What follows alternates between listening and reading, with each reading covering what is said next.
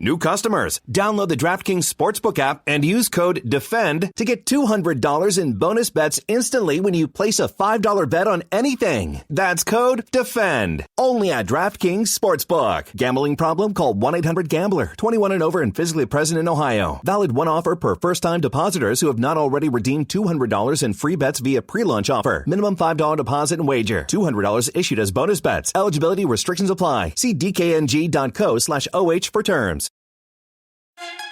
Impact of influence, the Murdaugh family murders.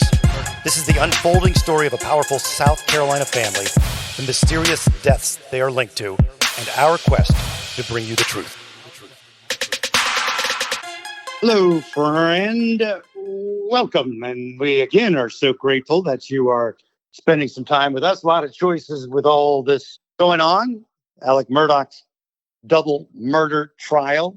In week 3, I am Matt Harris, Seton Tucker with us, with me, and she is in Waldoboro for the trial, the first couple of days of this week. And if you want to reach out to us, Murdaugh Podcast Facebook, MurdaughPodcast.com, but there's also the easy way of Matt Harris Podcast at gmail.com. And again, I am so behind in answering your emails, but we're going to have an episode coming up where we just tackle them and bang them out and try to come up with answers. Some of your questions are so incredibly good. Yes. And I am currently so inundated with the Facebook messages. And when you're in court, you can't have a cell phone. So I do apologize. I don't know when I will get to them, but I will do my best. You don't know how crazy it is when you don't have your phone for 8 or 10 hours a day. It's like you're never done that before. So today, Monday, it was a huge win for the prosecution, Seton. Yes, we found out that Judge Newman is letting the financial crimes come in as they are related to motive. That's big. That is big. We weren't sure. It was kind of crazy to me how it happened, right, today? For sure. Well, first, let's backtrack for a second. Let's talk about Mark Tinsley, who is the attorney for the Beach family and some of the other victims of the boating accident. He took the stand first thing this morning, and it was kind of a wow morning. We heard just a lot of information from him. Just on an interesting note, we kind of learned a little bit more about how Alec was portrayed by his peers. Tinsley describes the situation after the boating accident where they were at the trial lawyers convention in Hilton Head. And he said he didn't know it was maybe a fundraiser for Dick Harpootlian or Lindsey Graham. He wasn't totally sure. But Alec approached Mark Tinsley and said, "Hey, Bo, what's this I'm hearing? What are you saying? I thought we were friends." And in Tinsley's opinion, he kind of felt that Alec was bullying him into backing off. I guess you could read that way. And if he felt that way, then it's a real feeling. He also said some things about Alec that were interesting too, as far as how Alec worked with other people and related to other people, right? Yeah, he said that Alec was really good at reading people and making people feel like they were the most important person in the room. He said he was great at capitalizing on surprise. For example, if they thought maybe a case wasn't going to go forward, he would say, "I'm ready to try this case." And he was really just good at reading people. Which really lines up with other things we've heard throughout the almost 2 years that we've been doing this about him, and that makes it, that works within the system of him being this guy who was conning people and taking their money. He was so likable and so made you feel like he had your best interest at heart, I should say. But regardless, that is how he worked it. He made all these victims feel like, "Hey, I'm your buddy. I got you covered. Hey, we're going to be good." And that made it much easier to pull off the scams that he was pulling off. For sure. So Tinsley kind of goes over what happened. And, we know that there was this hearing scheduled 2 days after the deaths of Maggie and Paul, which Tinsley had filed a motion to compel to get information about Alec's financial situation. And Tinsley says that he was going to hold Alec accountable. He says that he thought actually Alec was hiding money because he knew that he had cases and he was a successful lawyer, and also he had generational wealth. So he just didn't believe it that it was possible that Alec was broke, as he was being told by his attorneys. And we've been thinking that forever. How was this guy broke? How did he keep needing money? It's still hard to believe. Yeah, it was. And a few other things that Tinsley brought up in his testimony was they had done this focus group in Beaufort, and it was very favorable for the prosecution, and that information had been shared along with all of these social media posts that were damaging to Alec in general. So his attorney had this knowledge, and he just wasn't sure why Alec was not trying to settle the case. So you're saying that Tinsley's saying that they did these focus groups, Alec was going to be buried, he was going to lose it, he and Paul and everybody else was going to lose the case, and Tinsley could not understand, if he was being shared that information, why he didn't just go and settle because he was up a creek. Yes. Okay. Yes. I want to make that clear. Okay, cool. Jim Griffin brought up a couple of things on cross. One thing he brought up was, would Alec have necessarily been required to produce all of these financial documents at this hearing 2 days later? And if so, to what extent he would have been required to produce? Would he have just had to bring up a financial statement? And he also brought up that there was a lot of other pending litigation with Parker's convenience store, and he thought that this was going to take some time. He didn't think that the trial was going to really go forward as fast as Mark Tinsley was saying. What the defense's side of this is, he wasn't up against a time crunch. This hearing would not have revealed all of Alec's financial crimes. That's basically the pitch, right? That was the pitch by the defense. Yeah. Okay. And then they did cross. They did cross again with Tinsley. Yes, and Tinsley had some pretty good one-liners. He said that this Boney case was kind of the fuse that lit all of this financial discovering stuff. He actually got some giggles in the courtroom when they were discussing the roadside shooting. He said whatever ridiculousness that was, and I think he got a few giggles from the crowd at that one. Much ridiculousness. So the jury was not in for any of this testimony because Judge Newman was deciding on the admissibility of it. And he said, I need to have a recess for 5 minutes and I'll give you my decision. And he came back and he decided that he did feel like the financial crimes were relevant to motive and that it was more probative versus prejudicial. It kind of shocked me, and it shocked you, that he suddenly came back and everything's in. Prior to this, he's been saying it's, in a nutshell, case by case, we'll bring it up and then I'll decide. And suddenly he's like, everything's in. Was that surprising to the people in the courtroom?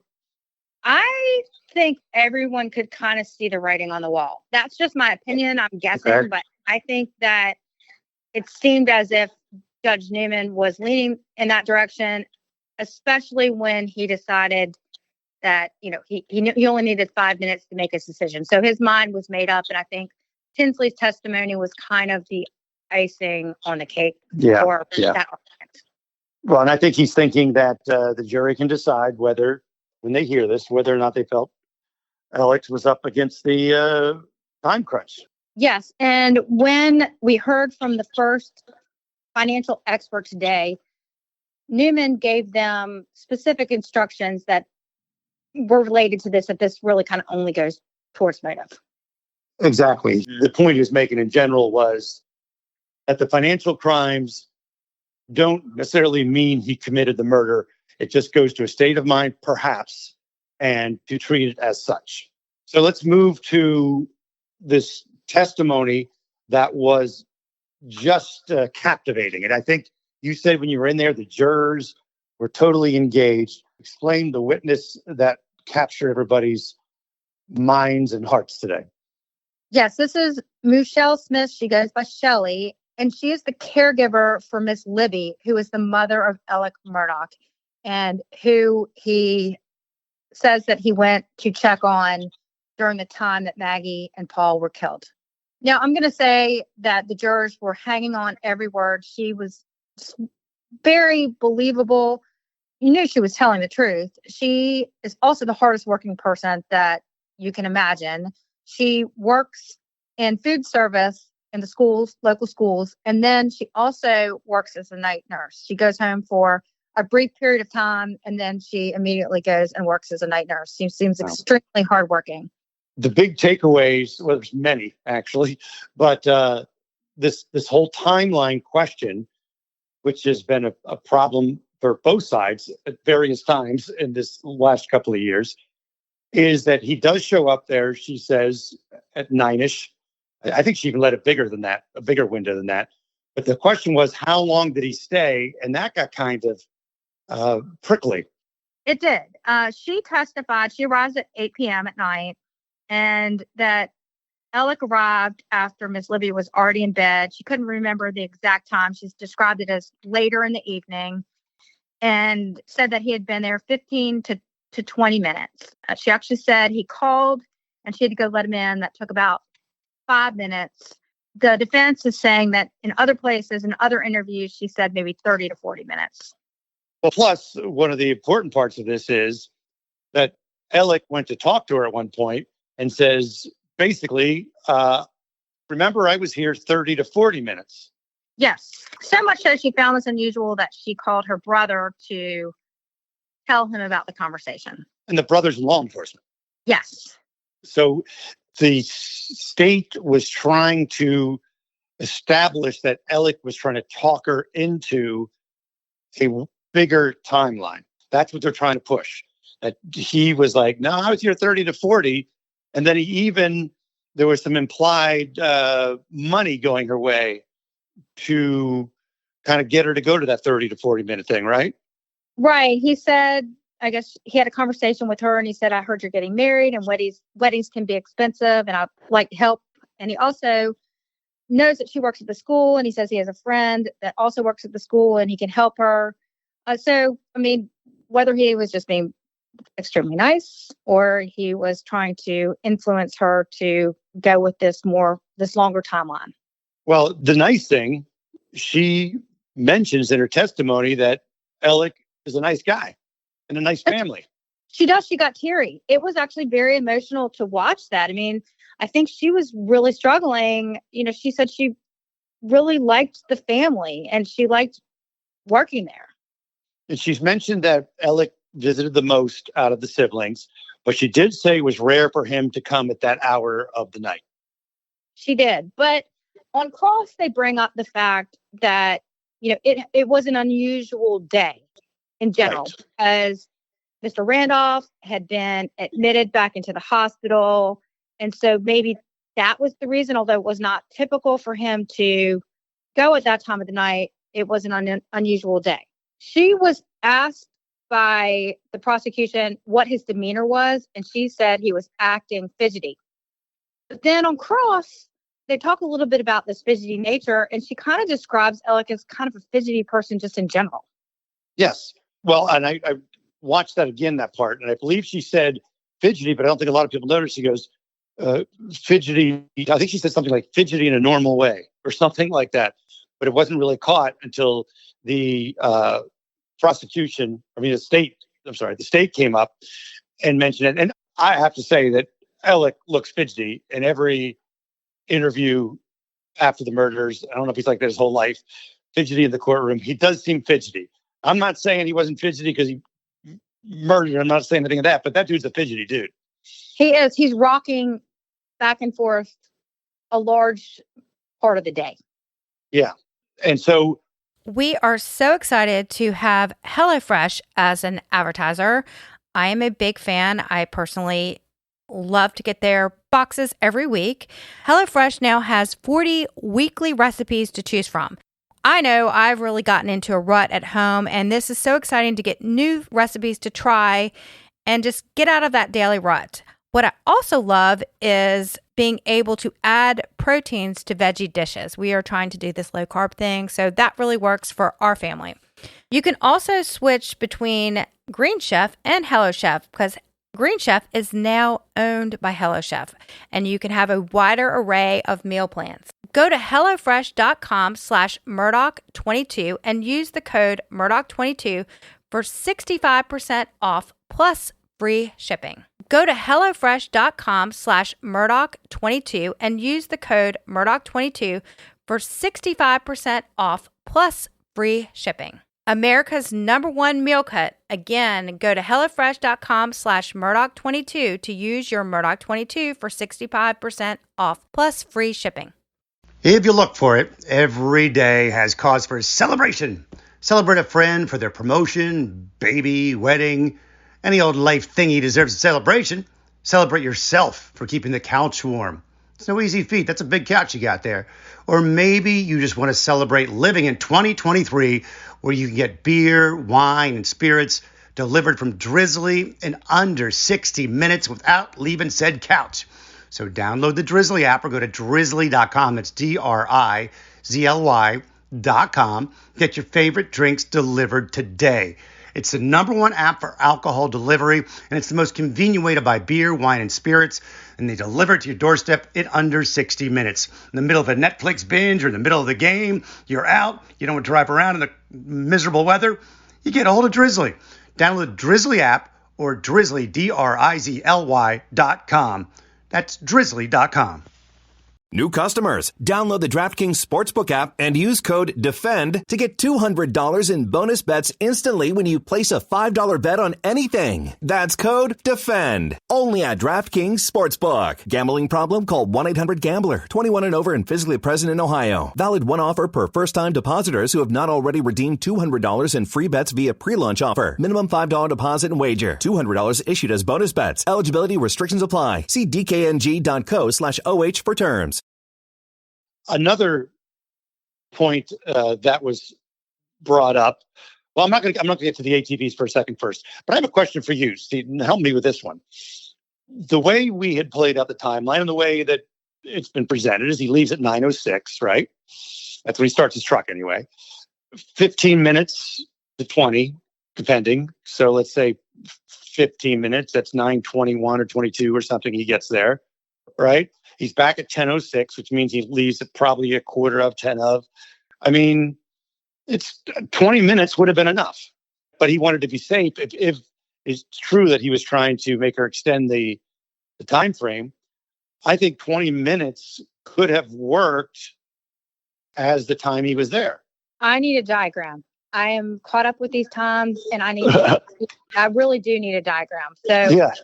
It's a close call is what I'm saying. I mean, the 20 minutes or 30 minutes, they could have just gone with the 20-minute thing. But I'm saying is he didn't break it down that much. So he wanted to extend the time frame as much as possible.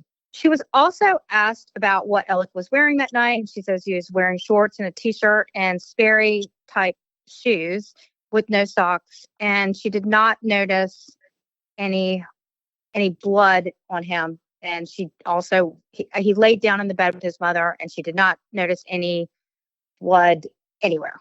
And it was also really interesting when the sled officer opened the shoes, they did not look like Sperry deck shoes. So I think we're going to be learning more about these shoes if there was another change of shoes. So let's move to this 6:30 Alec Murdaugh arrival. Explain that situation. 3 days after the funeral of Randolph Murdaugh, Alec's dad, I guess Alec shows up at the house in Alameda at 6:30 a.m. and he knocks on the bedroom window wall and he says, "I'm outside."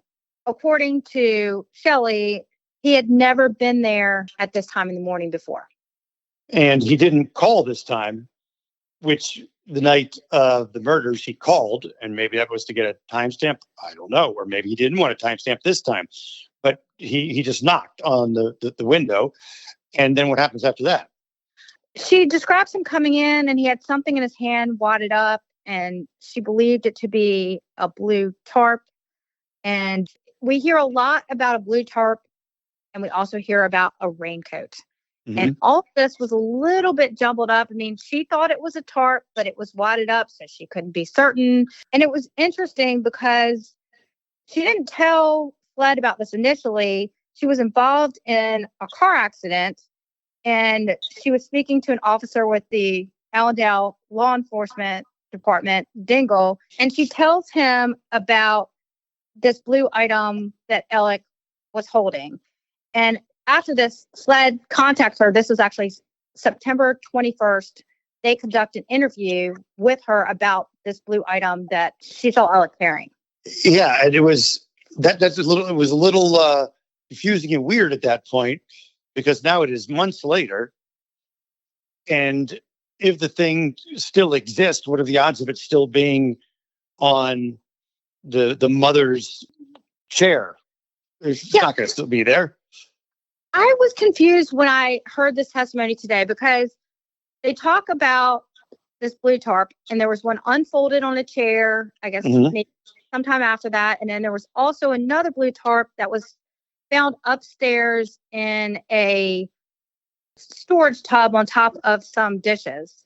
And then there was also a raincoat that was found, so which was similar in color. So it was really confusing. And later on in the afternoon, we hear from a SLED officer who has tested this raincoat. But let's not go there yet. There's many more steps to that. But I'm with you, because even Griffin walks over, Alec's defense attorney, and has this blue tarp thing. And he bundles it up in a ball, and he says, did you see a shovel handle sticking out? Or could there have been, the implications, could there have been a long gun in here? And she says, I think he was carrying something, but I don't know what. Again, it was very confusing, because I wasn't entirely clear if there was one or two tarps. Kind of felt like there were two. Did you hear it the same way I did? Well, we know this. We know there was at least a tarp and a raincoat. At least that's what we're led to believe. There was both, right? Yes. There was another thing that was confusing. We talk about, and I think we're going to hear more testimony about this as we move forward with this trial. We talk about Alec driving a white truck that could have been Mr. Randolph's truck. She thought it was Mr. Randolph's truck. I mean, and this four-wheeler. Tell me what you heard about this. Okay, so let me pull my notes up here. So she says that Alec left, but then he didn't. He left in a black truck, but then came back in a white truck. And also they talked about, and she knew that because his dad's truck was not in the spot it's normally at, but then it ended up back in the spot it was normally at. She's thinking Alec drove it at some point. And then they talk about the ATVs in the area. Yes, she said that the ATVs were usually kept at the smokehouse, but it was up by the house. And then also on Cross, we find out that one of the tires on the ATV was flat. So they're saying, how could have Alec driven it anywhere if it was flat? And they also talked about the truck, his dad's truck. They said that it looked like somebody had been mudding or going off road. And she's I didn't notice anything like that. I just think we're going to find out why this was even brought up. Well, we're definitely going to have to hear more about that. The truck situation. Where did Alec go when he was there and then left? And this was 3 days after the father's funeral. So that makes it, a week or so, more than a week after the murders. And Shelley testified that he said he was leaving, but then he didn't leave. And I guess, that's when he left in the truck and then came back or went on the ATV. Again, I do think we'll hear more to come on this. We have to. Well, let's go back to this tarp. We heard from a SLED officer. Actually, she was with SLED. Now she's with, I think, West Columbia Police Department. And she said that they tested the raincoat for gunshot residue, and it was positive in the inside. Right. But they test the tarp. No, they did not test the tarp. So that's going to be the big thing. In fact, the defense wanted the raincoat thrown out because they said it's clear that Shelley, the housekeeper, was saying it was a tarp. It wasn't a raincoat. So the raincoat shouldn't be in, but they brought the raincoat in anyway. And I'm still curious as why the tarp wasn't tested. I was too. And I mean, she definitely clearly, it is possible that he was maybe carrying this raincoat, but Miss Shelley could not say for sure that that was the item he was carrying. Well, not only that, I mean, it's a raincoat with gunshot residue he has a raincoat, and it's a hunting area. So I don't think that'll be unusual, especially if he finds it however many days after the actual murders. I guess the And tie-in is if you can convince the jury that what Shelley saw was a raincoat that he was trying to hide there. they did test the raincoat for blood, and it doesn't appear as if it was positive for blood. People are not great criminals, and that's why they get caught. Why would Alec take it over there and hide it when there's a million other ways to get rid of a raincoat? A million other ways. You could just deposit it anywhere, throw it in the trash. You could donate it. You could throw it in the bazillion of acres where there's nothing in that area. You could throw it in the river. I mean, there's a million different things. It'd be weird to take it over to your mom's house to hide, but not everybody's a great criminal. So that you just can't hold that against them for being a dummy if that's the case. Another witness that was called was William McElveen. He was a friend of Paul's, had nice things to say about him, said he was really fun. He enjoyed hanging out with him at Moselle. He was the life of the party and a loyal friend. He did mention his cell phone usage, which he described as high. He texted and used Snapchat a lot. He said Paul and Alex seemed to have a really close relationship. He said Maggie was super sweet. And from what he saw, he didn't see any problems in their marriage. Talked about the dogs. I wasn't really sure. Again, I wasn't sure at all with this testimony where they were going. They talk about they had family dogs who slept in the house and working dogs, and that Paul had a puppy that I guess is his friend now. It's his dog now. Yeah, I don't understand why the state called that witness, but maybe we'll find out later because if anything, that witness was pro Alec and Paul and Maggie and said that Alec and Paul were basically best friends. And he also talked about how much Alec cried at the meeting with all the friends at Moselle the day after. So I'm not really sure. The only thing I can think of is maybe they called him hoping that if Griffin didn't make if he did make a mistake, that's how all the documents got in, all the financial things got in, because he started talking to the other kid about what he knew about the financial situation, and it opened the door. So maybe if they didn't get it that time, they're going to try to get it this time. Yeah, it was confusing to me exactly why he was called, but that is a really good point. And asking about the dogs, I just wonder if somehow that's going to come up again in future testimony. Right. Because it seemed like pretty innocuous testimony. And now the next big witness, because I think the caretaker was a witness that people couldn't wait to hear from. And the other one is, of course, Cousin Eddie.